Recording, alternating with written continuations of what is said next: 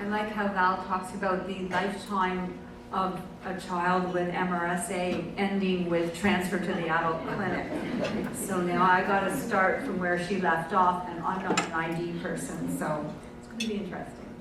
Anyway, I'm talking about the gram-negative side of things, and I'm going to talk a sort of an overview because obviously it's a big topic. And the other challenge I have is the fact that there is really very little data, and so I guess my talk could be really short if we were going to be data-driven. So just to remind you of the slide looking at the different pathogens seen in the lungs of people with CF that are age-related, and this is the 2017 data from Canada, with Staph aureus being the most common in children and the second most common in adults, and Pseudomonas being the most common in the adult population. But the reality of CF infections is not sort of this sequential, you start out with H. flu, and then you have Staph aureus, and then you get Pseudomonas. It's really more polymicrobial. And so even in looking at children, you'll see multiple bacteria in the sputum culture at the same time. And we realize now that it's actually much more complicated than that, and that there's a whole microbiome in the lung, and that there are some patients who are only growing one species, and there are other patients who have multiple different species and communities of bacteria in the lungs. And the reason I put this slide up is just to sort of say that we simplistically think about how we're treating infections by what is growing in our sputum sample, but the reality is much more complicated, but we don't really understand the reality, so we can't base our therapy on it. And so it is, I think, though, important to recognize that what you see in the sputum culture may only be the tip of an iceberg, and what you're treating and what you think is happening may in fact not be the mechanism that's going on. So it's a bit of a reality check, and at some point in the future we'll understand this better, and our kind of teaching and how we explain things to patients and our colleagues will change. So there's this pointer again. There's this, if you look at the diversity of the different bacteria over time, you see that the polymicrobial communities in people with CF increase over time, and then as the disease advances and patients get older and their disease gets more severe, you tend to see the community becoming less diverse and ending up with a single dominant species. But there isn't any way to tell where you are in that process just by looking at your sputum sample. And where we get an idea of this is an example from a study looking at the use of inhaled aztreonam in Burkholderia.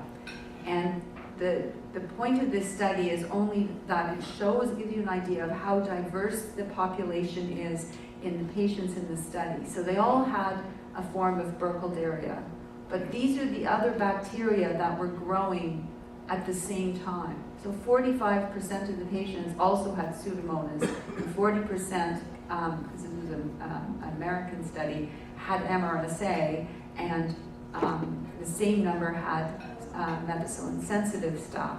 So you can see that when you're looking at a sputum culture for patients, you're not having an easy situation of just always seeing one bacteria to target. So what I'm going to talk a little bit about today is sort of an approach to some of the gram-negative bacteria, the Stenotrophomonas, the Chroma Factor, and B. Symposia complex. And then just talk a little bit about those bacteria that pop up and people look at their sputum culture and say, whoa, what's this? And what do I do about it? So the bacteria that we're seeing with increasing frequency, both in Canada and the United States, is Stenotrophomonas multifilia.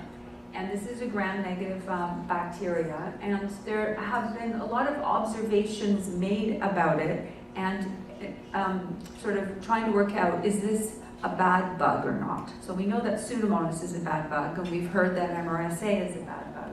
But there is evidence that chronic infection with Stenotrophomonas is an independent predictor of having a pulmonary exacerbation and is associated with an increased risk of death or lung transplant.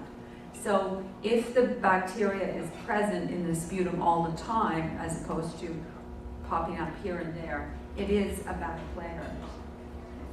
Likewise, a Chroma Factor, which used to be called alkaligenes, is another gram-negative that's, again, found in the environment and can be seen intermittently or chronically.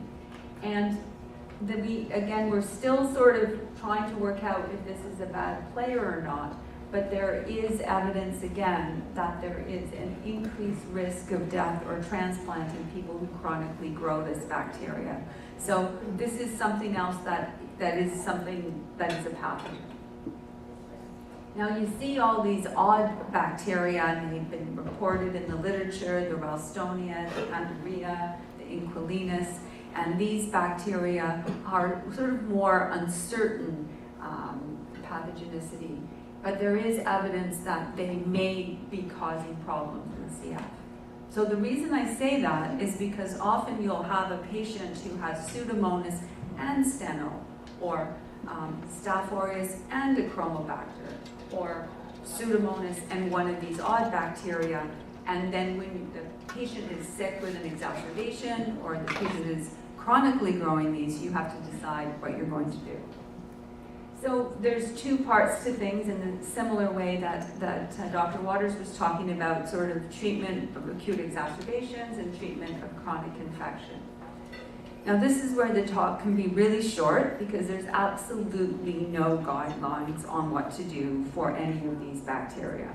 In fact, there is, even to know how to base the antibiotic decisions, that's probably the only area where there is an excellent trial that was done by Sean Aaron, looking at multiple centers in the Canadian community and looking at multiple combination bactericidal testing to see if that was helpful in treating acute exacerbations. And unfortunately, the study showed that there was no benefit of using these combination testing to determine what antibiotic to use. And it was just as good in terms of that outcome measure of the time to the next exacerbation as the best guess of the clinician, which either says that clinicians' best guesses are very good or that the additional information is not helpful. And then similarly, Dr. Waters looked at using biofilm susceptibility testing compared to more traditional susceptibility testing, also showing that didn't give us any additional helpful information that changed the outcome. So because there's no guidelines, and even when you look at the sort of consensus statements, they're really based on expert opinion about an approach. And so this is really just an approach to what to do if you have a patient with Stenotrophomonas and a Chroma Factor. And so it's very similar to the approach to Pseudomonas in that you're often, if you believe the drug is the pathogen, looking at using two drugs from different classes, but recognizing that there are other aspects of CF, like their diabetes and like their nutritional status, that may be playing a role as well. So when we have a bacteria like Burkholderia cepacia complex, it's useful to have these sort of lists in one's head to help choose antibiotics. These are antibiotics that have been shown to have in vitro susceptibility.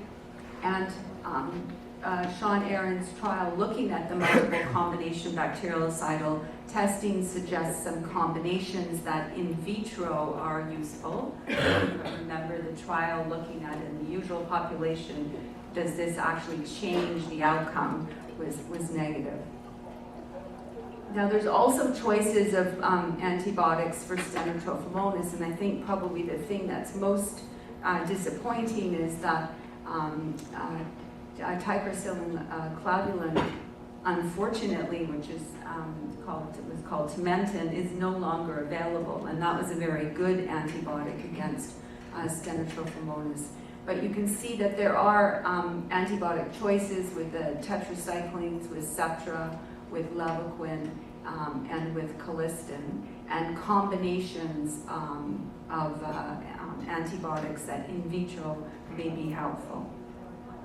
And with a Chromobacter, there's fewer choices because this tends to be a more resistant bacteria, but there still are medications that, that may be helpful, and one may consider high-dose inhaled tobramycin, and levofloxacin also has susceptibility against Chromobacter, but of course there's been no trials done with inhaled antibiotics in any of these bacteria.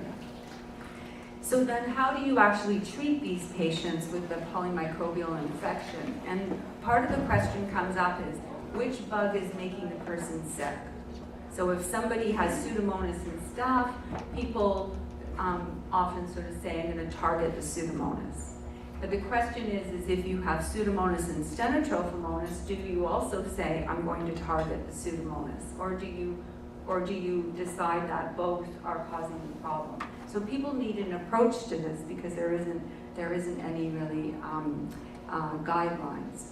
So generally speaking, how I decide if a bacteria might be a problem is a little bit how we decide if a bacteria is a problem when we're looking at NTM, which is really to say, if the bacteria is only there intermittently, it's probably less of an issue than if you're seeing chronic persistence of, say, Stenotrophomonas or Chromobacter. And so it's like, is the bug there all the time? Obviously, if it's the only thing you're growing, that is what you would target.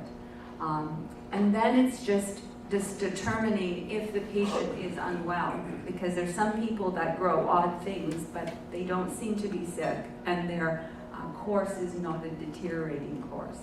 And so that's helpful in deciding. And then if there's other bacteria that are present and they're known to be CF pathogens, I generally start by treating those first. And then if I'm not seeing a successful clinical response, would move on.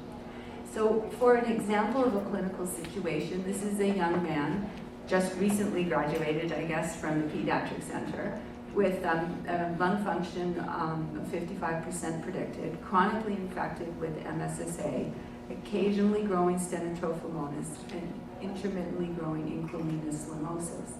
And he presented with 10 days of cough and purulent sputum with a significant drop in his lung function, increased white blood count, and elevated CRP. And so the question is that his last sputum just showed the staph, so which bug is causing the problem? The history of what they've grown. So we started out, got a sputum culture, and while we were waiting for those results, tried treating the patient with anti-staph therapy. And they didn't get better. And the sputum culture results came back showing that yes, there was staph present, but there was also Inquilinis seen at that time. And the Inquilinis is obviously a much more resistant bacteria, sensitive in this case to ciprofloxacin and meropenem. And generally, cipro and carbapenems are good options for this bacteria in vitro. So that we switched over to treating the Inquilinis, and then we did start to see a response, and dropping white count and dropping CRP. And so in this case, we assumed that it was playing a role. But there are times, of course, where we do this and we don't see necessarily a response. So the problem is it's a case-by-case situation because there isn't any evidence to give us overall guidelines about what to do. So when we've got somebody who's chronically growing Stenotrophomonas or chronically growing Inquilinis, our goals of therapy are to reduce exacerbations. And so in this case, we start looking at inhaled antibiotics because they have the advantage of chronic use and high concentrations in the sputum. Unfortunately, there is absolutely no data to show that any inhaled antibiotics we use are helpful in these alternative pathogens, gram-negative pathogens. So if you look at B. Symposia complex, the only trial that was done, and there's a Cochrane review coming out looking at chronic treatment of Burkholderia Symposia complex, And the only placebo-controlled trial was a trial of inhaled aztreonam, and it was a negative trial. There was a slightly longer time to next exacerbation, but it was not statistically significant in the patients who were on inhaled aztreonam. And there is some evidence from in vitro studies that you can get a high enough concentration of tobramycin to effectively kill B. Symposia complex by using either Toby or Podhaler, both the higher concentrations of tobramycin. But again, no placebo-controlled trial to demonstrate that there's effectiveness. Likewise, for Stenotrophomonas, there are no studies. There is some in vitro work, again, showing that high concentrations of tobramycin that can be obtained only by inhalation would be effective in vitro, so that there is a potential approach, but there are, again, no clinical trials. And there is likewise a similar results for a Chroma Factor. So this is sort of discouraging because it gives not really any guidelines, and means that in terms of chronic therapy for these patients who grow these bacteria and have recurrent exacerbations, you're left with sort of having to do a trial of therapy. And generally what we would do is try high-dose inhaled tobramycin in those patients. Occasionally patients with Stenotrophomonas will use colistin because of its in vitro susceptibility. There may be a role for other inhaled antibiotics like the quinolones.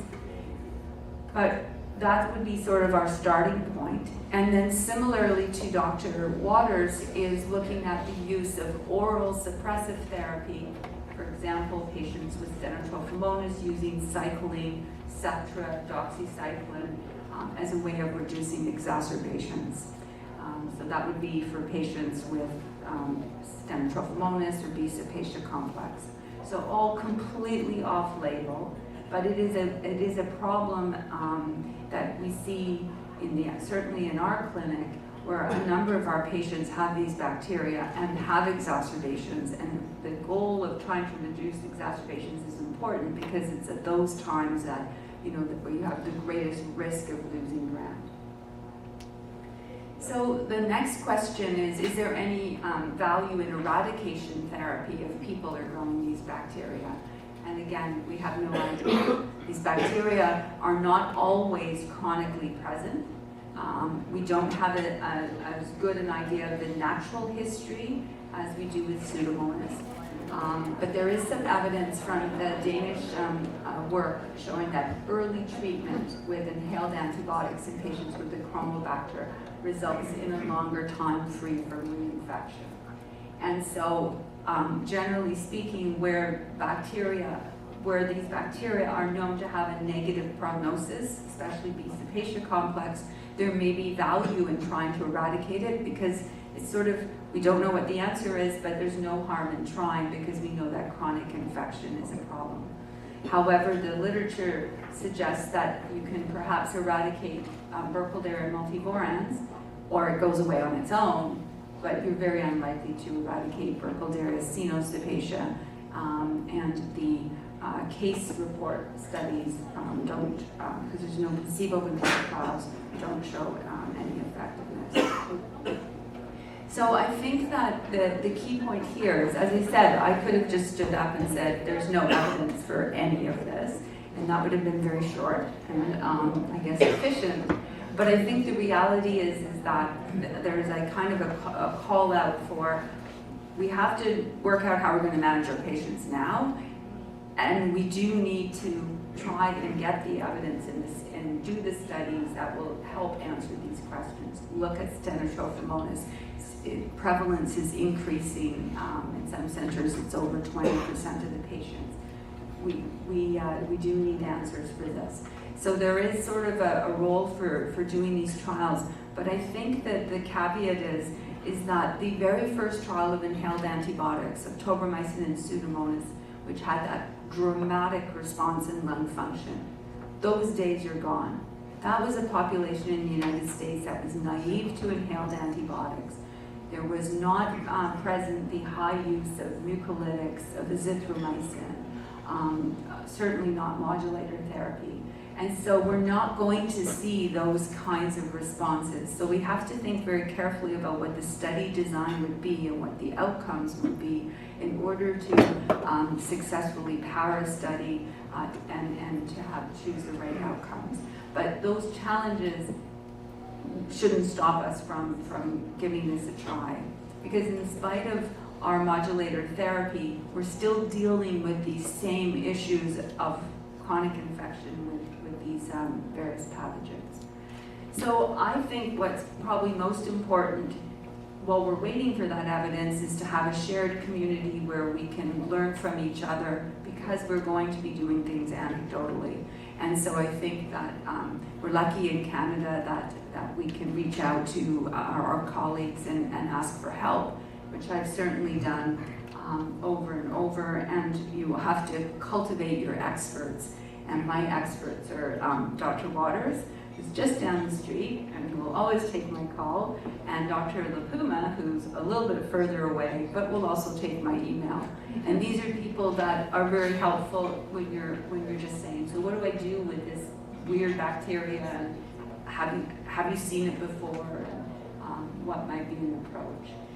It's also helpful to talk to other CF doctors, because when we turn to our ID colleagues, and except if they're CF ID colleagues, often their approach, because it's CF, is different than ID, and their ability to help us in these situations is more limited.